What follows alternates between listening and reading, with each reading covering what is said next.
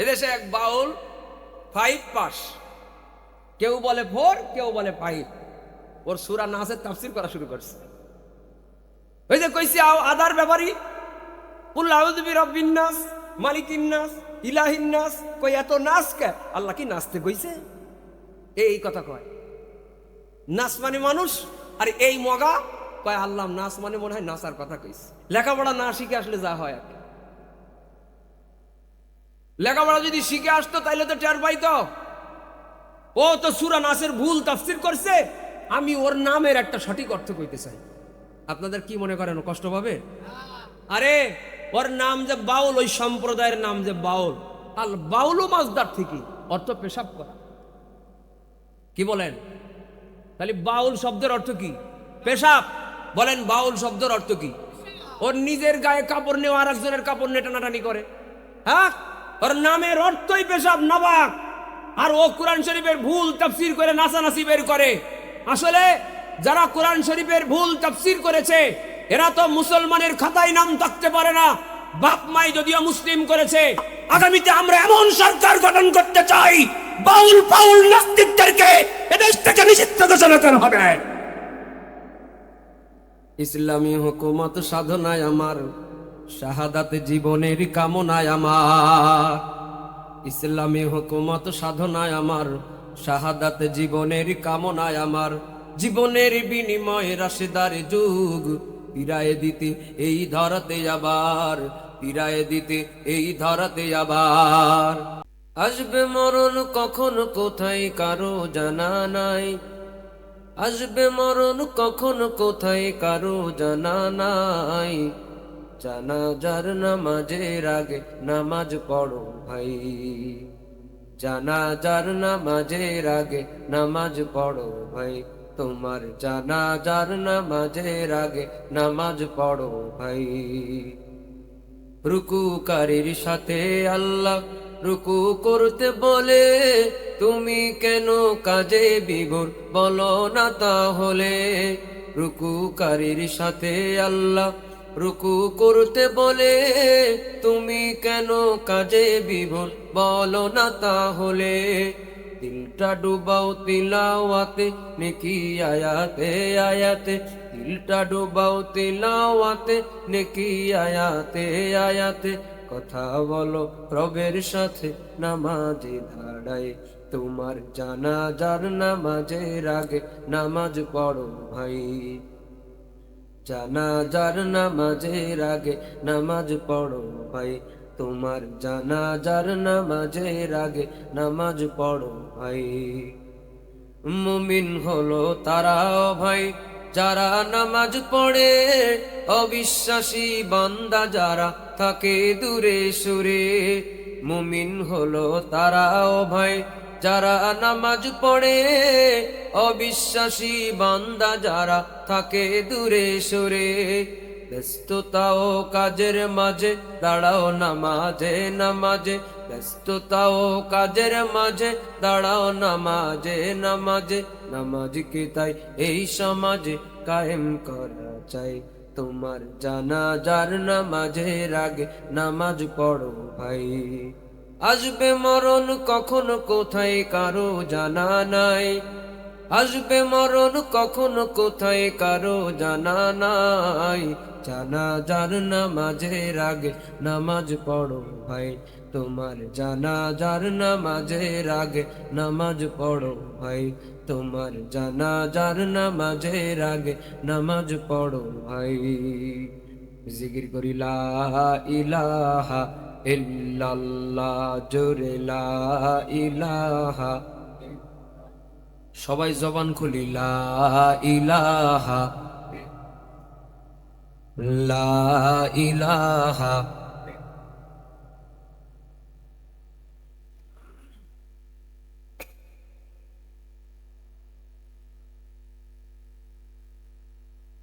লা ইলাহা ইল্লাল্লাহ, লা ইলাহা ইল্লাল্লাহ, মুহাম্মাদুর রাসূলুল্লাহ সাল্লাল্লাহু আলাইহি ওয়াসাল্লাম। আলহামদুলিল্লাহ। যোগী হুদা তাহফিজুল কোরআন মাদ্রাসার উদ্যোগে দ্বিতীয় বার্ষিক ওয়াজ মাহফিল ও হালকায়ে জিকির। আজকের এই মোবারক মাহফিলের সম্মানিত সভাপতি, বিশিষ্ট আলেমে দ্বীন, অত্যন্ত শ্রদ্ধাভাজন হযরত মাওলানা মুফতি রফিকুল ইসলাম বিন নুরি দামাত বরকাতুহুম, শাইখুল হাদিস ও মুহতামিম সুফা মাদ্রাসা মহেশপুর।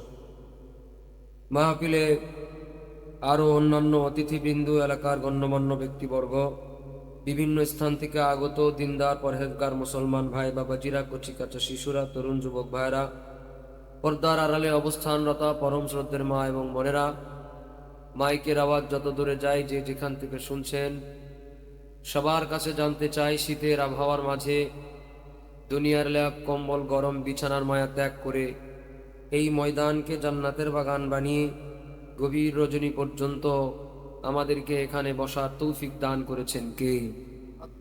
মোহাব্বতে আওয়াজ দিয়ে আল্লাহর নামটা বলেন কে? শুকরিয়া আদায় করার দরকার আছে না নাই? মনের সবটুকু ভক্তি আবেগ উজাড় করে, আসমান জমিন প্রকম্পিত করে, দিল খুলে আল্লাহর নিয়ামতে শুকরিয়া আদায় করছি। সকলে বলি আলহামদুলিল্লাহ। একটু জোর আওয়াজে বলি আল্লাহু আকবার। একটু হাতটা উঁচা করে বলি আল্লাহু আকবার। বলেন বড় কে? আর কোনো বড় আছে? আর কোনো বড় হতে পারে? একমাত্র বড় কে? নারায়ে তাকবীর। আপনারা যেহেতু চেয়ারেই বসেছেন, অর্ধেকটা দাঁড়ায়ে আছেন, ঠিক কিনা? আমি একটু নারায়ে তাকবীর বলবো আল্লাহর নামের তাজিমে, বাকি অর্ধেক একটু আল্লাহু আকবার বলে দাঁড়িয়ে যাব সকলে, ইনশাল্লাহ। বলেন কি রেডি তো আপনারা? স্টেজের অতিথিরা দাঁড়ানোর দরকার নেই, সামনে যারা আমরা আছি মেহেরবানি করে একটু রেডি তো সবাই? নারায়ে তাকবীর, নারায়ে তাকবীর। কোরআন সুন্নাহর আলো, কোরআন আছে যেখানে, কোরআন নাই যেখানে। বলেন মারহাবা। একটু দাঁড়ান, এত সকালে বসার দরকার নেই। মাজা ব্যথা হয়ে গেছে না? মাজা হাঁটু যেখানে যা ব্যথা আছে একটু নাড়াচাড়া দেন, ভালো লাগবে। আর যদি কারোর সামনে কোনো খালি চেয়ার থাকে বা চেয়ার নাই কিন্তু জায়গা ফাঁকা, তো চেয়ারটা নিয়ে হলো ফাঁকাগুলো পূরণ করে মেহেরবানি করে বসে পড়ি সকলে। ফাঁকা যদি থাকে ফাঁকা পূরণ করে বসে পড়ি। বসেন, কষ্ট পাইলেন? বসেন বসেন বসেন, মোবাইলওয়ালারা বসেন। মাশাআল্লাহ, আজকে আমরা অত্যন্ত আনন্দিত আমাদের মাঝে মহেশপুরের যোগ্য যোগ্য হযরত ওলামায়ে কেরাম আমাদের মাঝে উপস্থিত হয়েছেন। আমার দুই পাশে দুইজন মুহতামিম সাহেব বসা আছে, যারা মহেশপুরের শত শত আলেমদের উস্তাদ, ঠিক কিনা? তাদের মাধ্যমে মহেশপুরে দ্বীন আবাদ হচ্ছে। আল্লাহ তাদেরকে নেক হায়াত দান করেন, তাদের সকল খেদমতকে আল্লাহ কবুল করেন, আমাদের সকলকে তাদের ওসিলায় কবুল করেন। সংক্ষিপ্ত সময় আমি কথা বলবো ইনশাআল্লাহ, যেহেতু শীতের সময়। আর নসিহত আমার আগে হযরত গুরুত্বপূর্ণ কথা বলেছেন, এরপরে নসিহত আর করার প্রয়োজন হবে বলে আমি মনে করি না। আর আমি একটু লজ্জিত যে হুজুর দাঁড়ায় বয়ান করেছেন, আমি বসে আছি। আমার জন্য খুবই এটা আদবের খেলাফ মনে করেছি। তারপরেও কর্তৃপক্ষ এবং হযরতদের নির্দেশনা ক্রমেই আমি এখানে আমাকে বসতে হয়েছে। আল্লাহ তাআলা তাদেরকে উত্তম প্রতিদান দান করেন, বলেন আমিন। আউযু বিল্লাহি মিনাশ শাইতানির রাজীম। বিসমিল্লাহির রহমানির রহিম।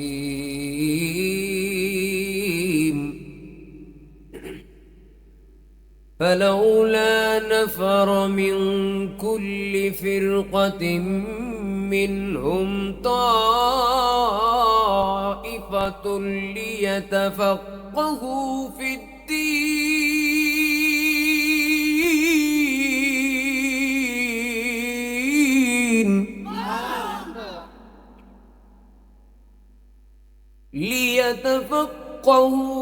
الدين ولينذروا قومهم إذا رجعوا إليهم لعلهم يحذرون।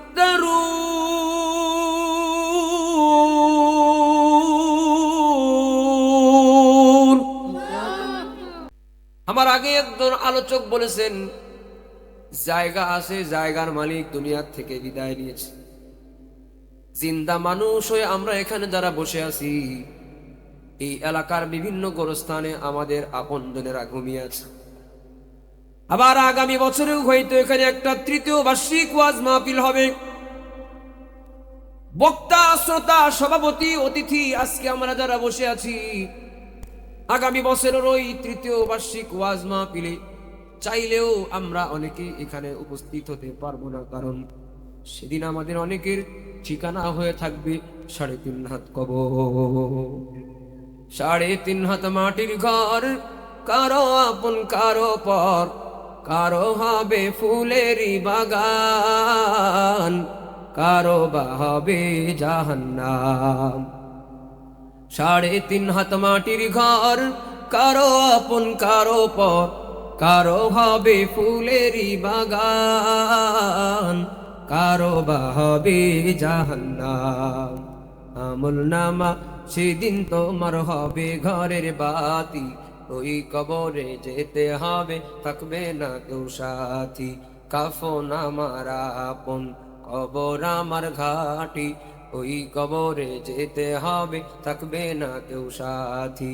ওই কবরে যেতে হবে, থাকবে না কেউ সাথী। ঠিক কিনা? মুসলমান ভাইরা আমার, জীবনের শেষ মাহফিল মনে করে বসে গেলাম। জীবনের মূল্যবান একটা সময় এখানে যে আমরা বসে বসে কাটাইতেছি, সময়টা কাজে লাগানোর জন্য আমরা কিন্তু বসেছি। বহুত মানুষ আমরা বসে আছি জাহান্নামের আসামির তালিকায়, যার নামটা ওঠানো আছে। মরতে দেরি, কিন্তু তার কবরটা হুফরাতুম মিন হুফারিন নার, যার কবরটা জাহান্নামের আগুনের গর্তে পরিণত হইতে দেরি হবে না। কি হলো ওয়াজ মাহফিলে বসিয়া, কি হলো টুপি মাথায় দাড়ি দিয়া, কবরটা যদি জাহান্নাম হয়ে যায় উপায় নাই। এজন্য আল্লাহর কাছে দোয়া করে বসি, এমন একটা মকবুল মুনাজাত আল্লাহ আজকে যেন আমাদের কবুল করেন, যার ওসিলায় আসামির তালিকার নামগুলো কেটে দিই। আল্লাহ যেন আমাদের নামটা জান্নাতের তালিকায় কবুল করেন, বলেন আমিন।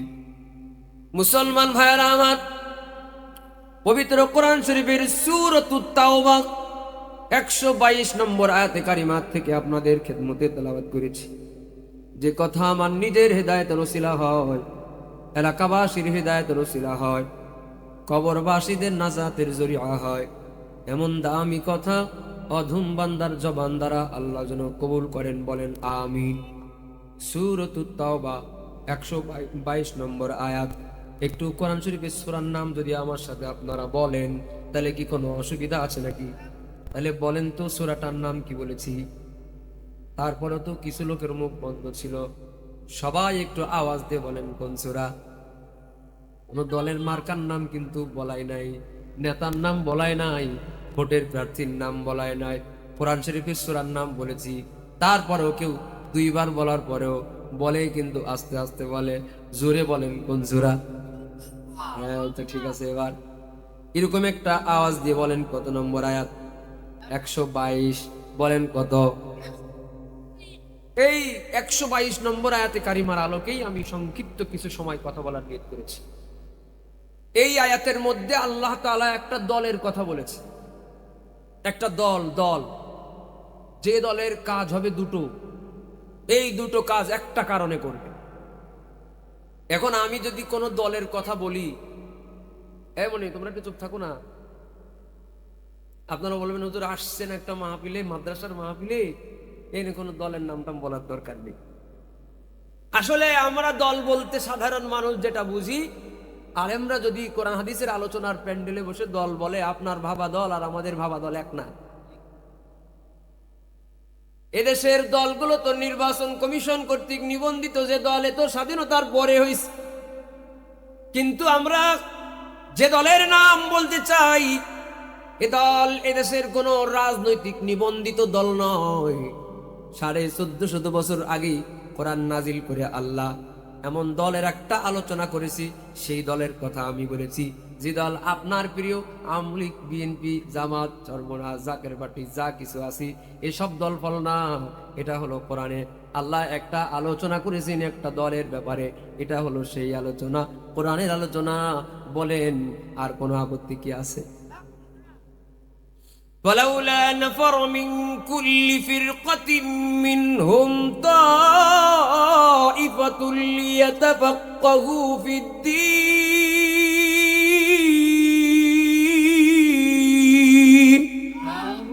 আল্লাহ বলেন তোমাদের মধ্যে এমন একটা দল কেন হয় না যে দলের কাজ হবে, এটা বলে আর দুটো কাজের কথা বলেছেন। দলের কথা যেহেতু বলেছেন, বলেন তো একজনে কি কোনোদিন একটা দল হয়? যেখানে 100 জন লোক আছে, অন্তত 10 জন যদি এক জায়গায় হয় তাহলে বোঝা যাবে এইটা একটা দল। কিন্তু একজনে যদি তারা একটা ব্যানার নিয়ে দলের নাম ঠিক করে, লোগো ঠিক করে, ব্যানার ট্যানার নিয়ে যদি ইউটিউব, অনলাইন, ফেসবুক এসে বক্তৃতা করে বলে আমার একটা দল, যে দলে আমি আর আমার বউ ছাড়া কেউ নাই, এ কি কোনো দল হইল না? এদেশে এমন কিছু রাজনৈতিক দল আছে না নয়? মানুষের কাঁধে ভর করি কয়ে তেল দিয়ে কই ভাজতে চায়, নিজের তেল নাই। এ দলের লোকগুলোর মধ্যে কিছু টুপিওয়ালাদেরও পাওয়া যায়, হ্যাঁ, কিছু টুপিওয়ালারাও আছে নির্বাচনের টাইমে এর কাঁধে ভর করে, ওর কাঁধে ভর করে, এর মা বলে, ওরে আব্বা বলে, এইভাবে একজন আর একজনের কান্দে পড়ে ইমান বিক্রি করে, টুপি দাড়ির ফর্মালিটি বিক্রি করি, দু একটা আসনের বিনিময়ে নীতি নৈতিকতা বিক্রি করে, আছে না না?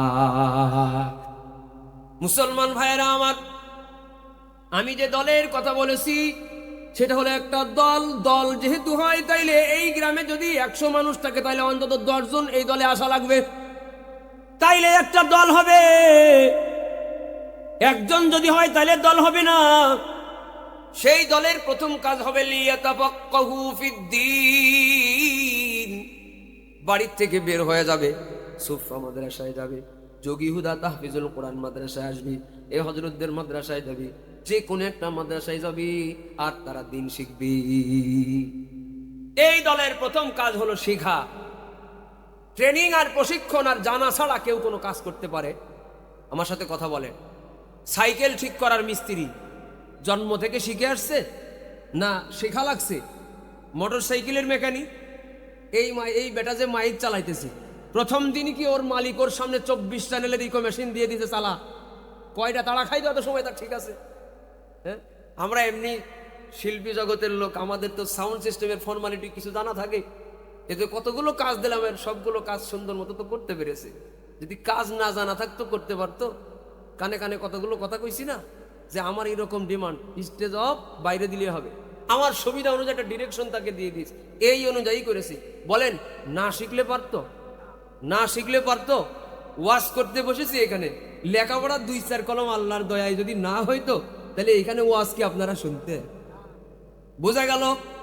কোনো কিছু করার আগে আগে তার শেখা লাগে, আগে তার জানা লাগে, আগে তার বোঝা লাগে, সেই বিষয়ের জ্ঞান অর্জন করা লাগে। দিন অনুযায়ী জীবন যাপন করতে গেলে আগে তো দিন শেখা লাগবে। যে দলের কথা আমি বলেছি, এই দলের প্রথম কাজ হলো দিন শেখা। আল্লাহর নবী বলেন, মাইয়ুরিদিল্লাহু বিহি খায়রান ইউফাক্কিহু ফিদ্দীন। আল্লাহ যার ভালো চায় তারে আল্লাহ দিনের বুঝ দেয়। সুবহানাল্লাহ বলো না? আর জোরে বলেন। এই এলাকায় কত মানুষ আছে, এই যে মাইক গুলো লাগাইছি, ও অপারেটর কয়টা মাইক লাগাইছে? হরেন কয়টা? 18টা হরেন লাগাইছে। এই 18টা হরেন আর 2টো বক্স আর 1-2টো মনিটর এই জায়গায় বসানো আছে। এটা এক পেয়ার 18টা হরেন। অন্তত 1800 লোকের কানে কিন্তু আজকের এই মাইকের আওয়াজ যাইতেছে। কথা বলেন? কিন্তু 1800 মানুষ আমার সামনে বসে আছে। হ্যাঁ, 1800 মানুষ নাই, কারণ আল্লাহ যার ভালো চাই তারে আল্লাহ নিয়ে আসছে। সবাই আল্লাহ এই জায়গায় কবুল করবে না। বাড়ির থেকে ওয়াজ মাহফিল শোনার উদ্দেশ্যেই বের হইছি, দোকানে চায়ে বাদামে তাদেরকে রাস্তাঘাটে আটকায় রাখছে, ঘোরাফেরা করবি, কপালটাই নাই তাই এখানে ঢুকতে পারে না। যার নসিব ভালো তারে আল্লাহ বসাই দিছি। মাই ইউরিদিল্লাহু বিহি খায়রান ইউফাক্কিহু ফিদ্দীন। আল্লাহ আপনাদেরকে ভালো চেয়েছেন, তাই আল্লাহ দিন শেখার মজলিসের মধ্যে কবুল করেছেন। নসিব যার ভালো, আল্লাহ যারে পছন্দ করে তার নসিব ভালো হয়, তারে আল্লাহ দিন বোঝার জন্য বসায় দেয়। আল্লাহ যারে ভালোবাসে তারে যেহেতু নিয়ে আসছি, যারে আল্লাহ ভালোবাসে তারে আল্লাহ কিন্তু জান্নাত দিয়ে দেয়। খুশি না বেজা? মুসলমান ভাইয়েরা আমার, এই মাদ্রাসায় এই ছোট্ট 4 বছরের বাচ্চা বললো জানাজার নামাজ পড়াইছে, খুব কষ্ট লাগছে। কোন মায়ের সন্তান জানি না, তবে শুধু এই 4 বছরের একটা ছেলে না, যতগুলো ছেলে মেয়েরা পরে এরা সবাই কিন্তু এই যোগ্যতা রাখে। এই যে বুড়া হয়ে গেলেন, যা পারেন না 4 বছরের বাচ্চাই তাই পারলো। এই জন্যই আল্লাহ বলেন লিয়াতাফাক্কাহু ফিদ্দীন, শিখবা তারপরে কাম করবা। নামাজটা শিখবা, নামাজ পড়বা, কোরআনটা শিখবা, কোরআন পড়বা। যদি পড়ো তাহলে খায়রুকুম মান তাআল্লামাল কোরআন ওয়া আল্লামা। দুনিয়ার মধ্যে যারা কোরআন শিখে আর কোরআন শেখায়, এদের থেকে উত্তম ব্যক্তি আর কেউ হতে পারে না। এরা সবার থেকে উত্তম। এজন্য কোরআন হাদিস শিখবেন। না শিখতে পারলে আলেম যারা আছে তাদের কাছ থেকে শুনে চলবেন, এটাও তো ভালো। কিন্তু শিখবেনও না, জানবেনও না, পণ্ডিতি করবেন, আদার ব্যাপারী জাহাজের খবর নেওয়া হয়ে যাবে। এদেশে এক বাউল 5 পাস, কেউ বলে 4, কেউ বলে 5। ওর সূরা নাসের তাফসীর করা শুরু করছে। ওই যে কইছি আদার ব্যাপারী, কুল আউযু বিরাব্বিন নাস, মালিকিন নাস, ইলাহিন নাস। কই এত নাস কে? আল্লাহ কি নাচতে কইছে? এই কথা কয়। নাস মানে মানুষ, আর এই মগা কয় আল্লাহ নাস মানে মনে হয় নাসার কথা কইছে। লেখাপড়া না শিখে আসলে যা হয় আর কি। লেখাপড়া যদি শিখে আসতো তাইলে তো টের পাইতো। ও তো সূরা নাসের ভুল তাফসীর করছে, আমি ওর নামের একটা সঠিক অর্থ কইতে চাই। আপনাদের কি মনে করেন কষ্ট পাবে? আরে ওর নাম যে বাউল, ওই সম্প্রদায়ের নাম যে বাউল। আল বাউল মাসদার থেকে অর্থ পেশাব করা। কি বলেন? তাহলে বাউল শব্দের অর্থ কি? পেশাব। বলেন বাউল শব্দের অর্থ কি? ওর নিজের গায়ে কাপড় নেওয়া আর একজনের কাপড় নিয়ে টানাটানি করে। হ্যাঁ, ওর নামের অর্থই পেশাব, নাবাক। আর ও কোরআন শরীফের ভুল তাফসীর করে নাচানাচি বের করে। আসলে যারা কোরআন শরীফের ভুল তাফসীর করেছে এরা তো মুসলমানের খাতায় নাম থাকতে পারে না। বাপ মাই যদিও মুসলিম করেছে। আগামীতে আমরা এমন সরকার গঠন করতে চাই, বাউল পাউল নাস্তিকদেরকে এদেশ থেকে নিষিদ্ধ ঘোষণা করা হবে। ইসলামী হুকুমত সাধনায় আমার, শাহাদাত জীবনের কামনায় আমার। ইসলামী হুকুমত সাধনায় আমার, শাহাদাত জীবনের কামনায় আমার। জীবনের বিনিময়ে রাশেদার যুগ ফিরায়ে দিতে এই ধরাতে আবার, ফিরায়ে দিতে এই ধরাতে আবার। লক্ষ জনতার এই তো আশা, হাজার বনের চোখে কাতর ভাষা। লক্ষ জনতার এই তো আশা, হাজার মায়ের চোখে কাতর ভাষা।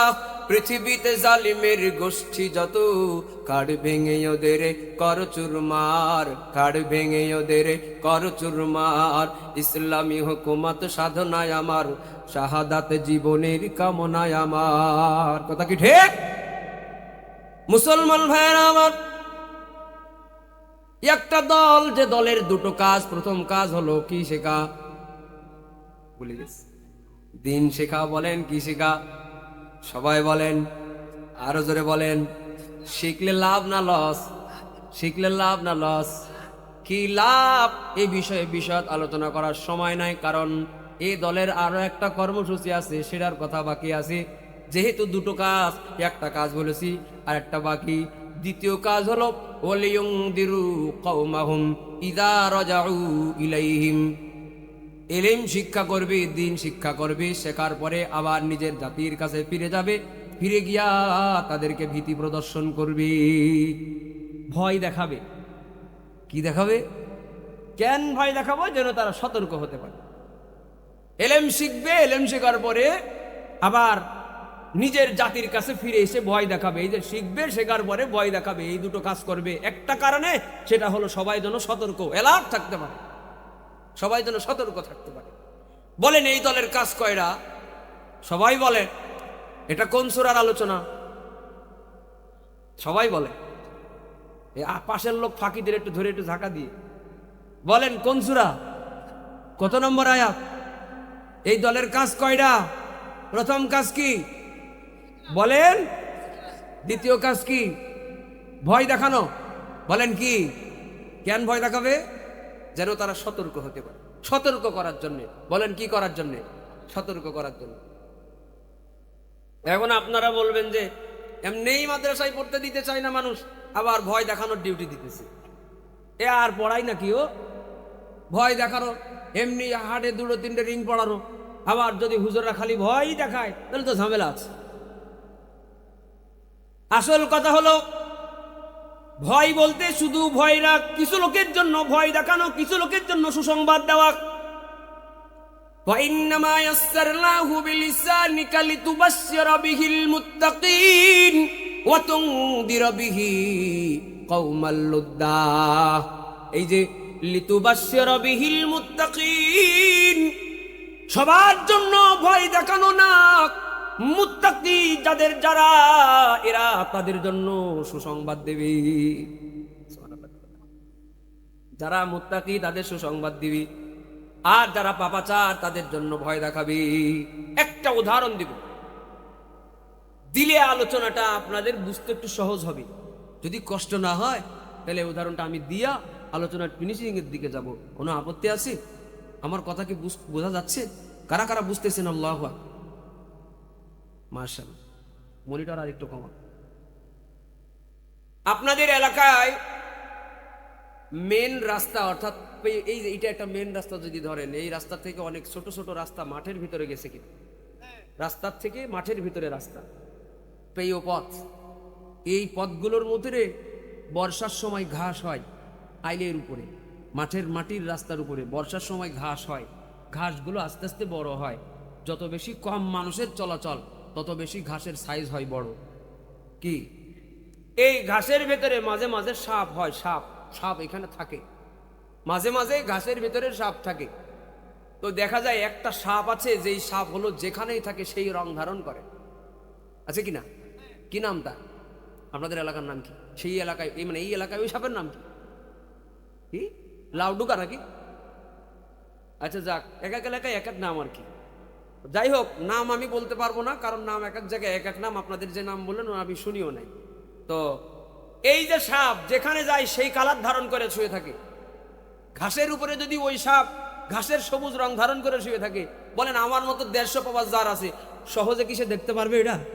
হ্যাঁ, যারা এরকম তাজা চোখ অল্প বয়সে, এরা একটু সরাসরি সহজে দেখতে পারবে। আর আমার মতো 150 পাওয়ার যার আছে বা আমার থেকে বেশি পাওয়ার যার আছে, এ তো দেখতেই পারবে না। ও ঘাস মনে করে সাপের পেটের উপরে দেবে পা। কি ঠিক কিনা বলে? এখন একজন লোক মাঠে যাওয়ার সময় ওরকম তাজা পাওয়ারওয়ালা চোখের লোক, তো ঘাসের উপরে সাপ দেখে ফেলেছে, ঘাসের কালার ধারণ করে চুপচাপ শুয়ে আছে, মানুষ আসলেই দেবে খবর। এখন এই লোক এখান থেকে আবার রাস্তায় ফিরে আসছে। কোন রাস্তায়? যেই মেন রাস্তা থেকে ওই রাস্তাটা শুরু, এই যে বড় রাস্তার থেকে ওই ছোট রাস্তাটা যেখান থেকে শুরু, ত্রিমোহনী, ওই জায়গায় এসে দাঁড়ায় আছে, মানুষদেরকে সতর্ক করার জন্য দাঁড়ায় আছে। মারহাবা কম। কিছু কি বুঝে আসছে?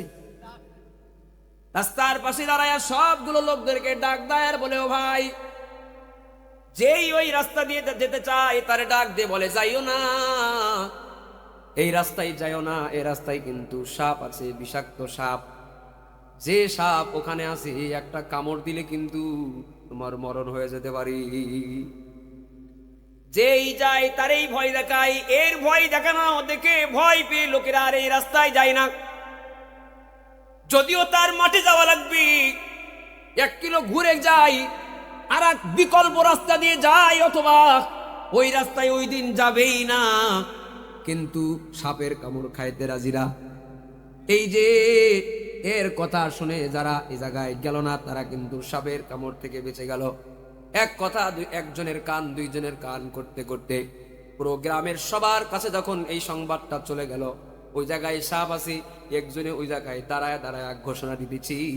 কিছু লোক থাকে যারা অতি চালাক, নাকি অতি চালাকের কোথায় ধরি? এই কিছু লোক আছে অতি চালাক, যারা ভয় দেখায় তাদের ডাক দিয়ে বলে, কিসের সাপ, কোথায় সাপ, আতঙ্ক সৃষ্টি করতেছ, আতঙ্কবাজ কোথাকার, সমাজের মধ্যে আতঙ্ক সৃষ্টি করবা না। তুমি সাপ দেখছো, আর কেউ কি দেখছে নাকি? কয় না, আর কেউ দেখে নাই। কয় কেন দেখে নাই? কন আমি যাইতে দিই নাই তাই দেখে নাই। যারাই নিষেধ করেছি সে আমার কথা শুনে এই পথ বর্জন করে চলেছে, তাই তো তারা কেউ এই পথে যায় নাই, তাই বেঁচে গিয়েছি। কয় তোমার কথা বিশ্বাস করি না, আমি যা দেখি না তা আমি আবার বিশ্বাস করি না। আমার বিশ্বাস করার জন্য আমার দেখা লাগবে, যাহা দেখি নাই দুই নয়নে বিশ্বাস করব তাহা কেমনে? আমি দেখব তারপরে বিশ্বাস করব। ছাড়ো, পথ ছাড়ো, সাপে কামড়ালে আমার কামড়াবে, তোমার কি, তুমি সরে যাও। কিছু লোক এরকম বেশি বুঝা লোক আছে, অতি চালাক, রাস্তায় চলে গেল। এখন এই লোক তো আমার মতো পাওয়ার বল, পাওয়ার ছাড়া লোক আর কি, এক্সট্রা পাওয়ার না লাগাইলে দেখে না। মনে করতেছে সাপ আরো সামনে, আরো সামনে, মনে করতে করতে সাপের ডাঞ্জায় দিল একটা পাড়া। সাপে ঘুরে এসে একটা সবল দিল। যে সাপ এ রং ধারণ করে সে সাপ কিন্তু হালকা পাতলা উঠতেও পারে না, এ সাপ কিন্তু একটু হালকা পাতলা উঠতেও পারে। উড়ে উসে হোক আর ঘুরে এসে হোক, সাহসী লোকটার শরীরের মধ্যে যখন একটা সবল দিয়ে দিল, একটা চিৎকার দিল, যেই লোকরা ওখানে দাঁড়ায় দাঁড়ায় সতর্ক করতেছিল তারা আবার সবাই ফিরে আসছে। সতর্ককারী লোকেরা এসে বলে, কইছিলাম নাকি, কইছিলাম নাকি, ভয় দেখাইছিলাম, ভয় পাও নাই।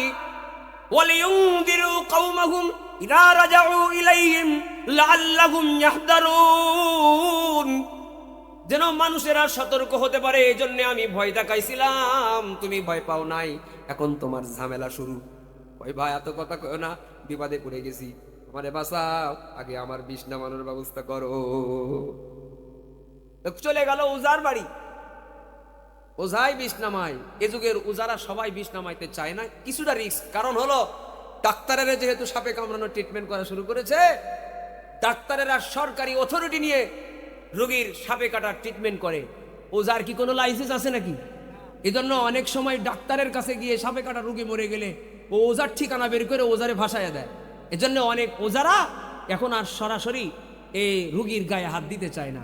এইরকম এক রোগীর কাছে ওজার কাছে গিয়েছে, ওজা কয় হবে না, আমি এই রোগীর গায়ে হাত দিতে পারবো না, এর যে সাপে কামড়াইছে খুব সিরিয়াস, মনে গেলে ডাক্তার আমার নামে মামলা করবে, আমি এর গায়ে হাত দেবো না। বলেন যে কামড়াইছে তার অবস্থাটা তখন, ওর ব্যবস্থা, ওর বিপদটা কোন ক্যাটাগরির বিপদ? বেশি পণ্ডিত, অতি চালাক, ও দেখা লাগবে আগে, মারি খা। এবার কয় তাহলে কোন জায়গায় যাবো? কয় চলে যাও মহেশপুর হাসপাতাল আছে না, উপজেলা স্বাস্থ্য কমপ্লেক্স, চলে যাও মহেশপুর উপজেলা স্বাস্থ্য কমপ্লেক্সে চলে যাও। আল্লাহ না করুক আপনাদের এখানে যদিও থাকে, কিন্তু কিছু কিছু উপজেলা স্বাস্থ্য কমপ্লেক্সে সাপে কামড়ানোর ভ্যাকসিন নাই। এর রোগী যাওয়ার পরে ডাক্তার যদি বলে যে ঠিকই শুনেছেন যে হাসপাতালের মধ্যে সাপে কাটার ট্রিটমেন্ট আছে, কিন্তু ওইটা আমাদের এই হাসপাতালে এখনো আসে নাই, আপনি চলে যান। অধিকাংশ উপজেলা স্বাস্থ্য কমপ্লেক্সে এই ভ্যাকসিন এখনো আসে না। মহেশপুরে আসতে পারে কিন্তু অনেক জায়গায় আসে নাই না। ডাক্তারের আবার ঠিকই বলে সাপে কামড়ালে ওজার কাছে যাবেন না, সরাসরি হাসপাতালে আসবেন, ডাক্তারের কাছে আসবেন, ওর কাছে ভ্যাকসিনই নেই। এদেশের মানুষ যাবেটা কোথায়? আবার যদি এখান থেকে এই সাপে কাটার রোগীটারে আবার যদি ঝিনেদায় যান তাহলে লাগবে আর কয় ঘন্টা? রাস্তার হিসাব করে বলেন যে রাস্তার অবস্থাটা কি, কালীগঞ্জ থেকে ঝিনেদা পর্যন্ত রাস্তার অবস্থাটা কি, এই হিসাব করে বলেন অন্তত 2 ঘন্টা লাগবে এই রোগী নিয়ে ঝিনেদা হামদো স্ট্যান্ডে সদর হাসপাতালে যাইতে, ঠিক কিনা? 3 ঘন্টা সাপে কামড়ানো রোগী, ওই জায়গায় যাইতে যাইতে দেখা যাবে রোগীর কাম সারা। ভয় দেখাইলে ভয় পাওয়া লাগে, সব কিছু চোখ দিয়ে দেখা উচিত না, দেখার বায়না করা উচিত না, কারণ দেখার আগেই সতর্ক হয়ে যাও, কারণ অতি চালাকের কোথায় দড়ি। ওখানে গেল সদর হাসপাতালের ডাক্তার বলে আমি একটু রুগীর সাথে কথা কইব।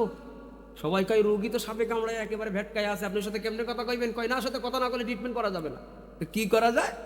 রোগীর চোখ মুখ জোর করে উঁচা করে কয় বাবাজি তোমার কি সাপে কামড়াইছে নামটা কও, নাহলে আমি তো ভ্যাকসিন নির্ধারণ করতে পারবো না।